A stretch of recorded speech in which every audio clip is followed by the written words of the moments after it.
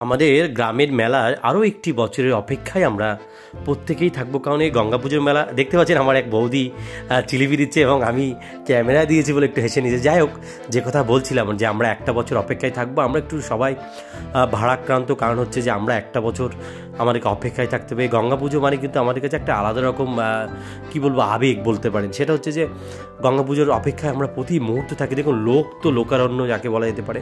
আজকে এখানে বাউল গান অনুষ্ঠিত হবে শেষ দিনে, কার্যত লোকে ঠিক থেকে ভিড় বলা যেতে পারে, এবং সেখানে আমি কিন্তু কার্যত পৌঁছে গেছি এবং মঞ্চে গুণী শিল্পীদের উপস্থিতি সর্বদা রয়েছে এবং আমি দর্শককে একটু দেখানোর চেষ্টা করছি।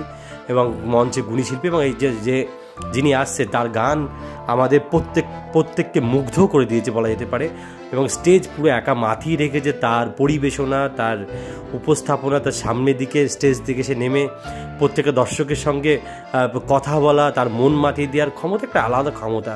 এবং আমাদের সমস্ত কমিটির যারা সমস্ত ভাইরা আছে তাদের ঐকান্তিক প্রচেষ্টায় কিন্তু এই প্রোগ্রাম করা সম্ভব হয়েছে। এবং একের পর এক বাউল সম্রাটদের সমস্ত গান সে কিন্তু উপস্থাপনা করছে এবং আমরা কিন্তু প্রত্যেকেই কার্যত মানে কি বলবো মোহময় হয়ে যাচ্ছি যে প্রতি মুহূর্তে তার গান শুনতে মনে হচ্ছে যে আরও শুনি। রাত 12টা 1টা পর্যন্ত গান শুনে এরপরে দেখবেন সেটা হচ্ছে যে আমাদের গ্রামের কমিটির ভাইদের সেই নাচ দেখতে দেখতে। যদি ভিডিওটি ভালো লাগে লাইক শেয়ার কমেন্ট করতে ভুলবেন না। তো নমস্কার।